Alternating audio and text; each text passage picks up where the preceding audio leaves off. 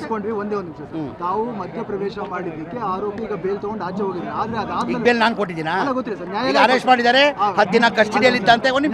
ಒಂದು ನಿಮಿಷ ಗುರುಗಳೇ, ಈಗ ನಾನು ಹೇಳಿದ ತಕ್ಷಣ ಅವ್ನು ಬಿಟ್ಬಿಟ್ರ?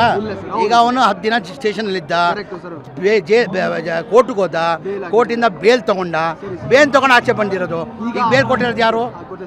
ನ್ಯಾಯಾಲಯ ಕೊಟ್ಟಿರೋದು. ಈಗ ಆ ವ್ಯಕ್ತಿ ಮಾತಾಡ್ತಿರೋಂಥ ಮಾತೇನು ಗೊತ್ತಾ ಸರ್? ನಾನು 2 ಕೋಟಿ ನಾನು ಅವ್ರಿಗೆ ಕೊಡಬೇಕು, ನನ್ನ ಜೈಲಿಗೆ ಹಾಕ್ಸಿ ನಾನು ಕೊಡಲ್ಲ, ಈಗ ಏನ್ ಮಾಡ್ಕೊತಾರೆ? ಈಗ ಅವ್ರದ್ದು ವ್ಯವಹಾರ ನಾನೇನು ಮಾಡೋಕ್ಕಾಗ್ತದೆ ಸರ್? ಈಗ ನಂತರ ಸಾಯಕ್ ಬಂದಿದ್ರು, ಈಗ ನೀನು ಬರ್ತೀಯಾ ಬ್ರದರ್? ಯಾರಿಗನ ನೀನು ಕರ್ಕೊಂಡು ಬರ್ತೀಯಾ? ಸರ್ ನಮ್ಮವ್ರಿಗೆ ಅನ್ಯಾಯ ಆಗಿದೆ, ಸ್ವಲ್ಪ ಹೇಳಿ ಸರ್. ನಾನು ಹೇಳಲ್ಲ ಅಂತ ಹೇಳಕ್ಕಾಗ್ತದ? ಸರ್ಕಾರ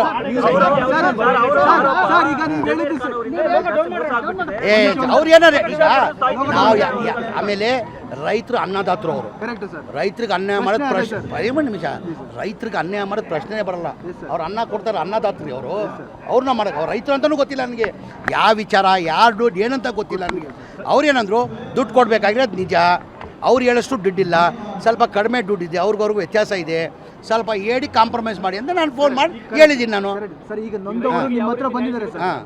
ಹೇಳಿದ್ದೀನಿ, ನಾನು ನಮ್ಮ ಆಂಜನೇಯನ್ಗೆ ಹೇಳಿದ್ದೀನಿ. ನಾನು ನಮ್ಮ ಮಾಜಿ ಜಿಲ್ಲಾ ಅಧ್ಯಕ್ಷರಿಗೆ, ಈಗ ಚೇರ್ಮನ್ ಆಗಿದ್ದಾರೆ, ಅವ್ರಿಗೆ ಹೇಳಿದ್ದೀನಿ, ನೋಡಪ್ಪ ರೈತರಿಗೆ ಅನ್ಯಾಯ ಆಗೋದು ಬೇಡ, ಅವನ್ನ ಕರೆಸ್ಬೇಕು, ಕೂಂತಿ ಅದು ಏನೇನು ಲೆಕ್ಕಾಚಾರ ಮಾಡಿ ನಾಳೆ ಅಕ್ಬರ್ಗೂ ಅವ್ರಿಗೆ ಹೇಳ್ತೀನಿ. ನಂತರ ಯಾರು ಬಂದಿದ್ರು ಅವ್ರಿಗೆ ಫೋನ್ ಮಾಡಿಬಿಟ್ಟು ಅಕ್ಬರ್ ನಾಳೆ ಬಂದಂಗೆ ಮಾಡ್ತಾಯಿದ್ದೀನಿ. ನಾನು ಅಕ್ಬರ್ ನಾಳೆ ಬಂದಂಗೆ ಮಾಡ್ತಾಯಿದ್ದೀನಿ. ಆಂಜನೇಯ ಅವ್ರಿಗೆ ಜವಾಬ್ದಾರಿ ವಹಿಸ್ತೀನಿ, ನಮ್ಮ ಮಾಜಿ ಜಿಲ್ಲಾ ಅಧ್ಯಕ್ಷರಿಗೆ ಜವಾಬ್ದಾರಿ ಕೊಟ್ಟಿದ್ದೀನಿ.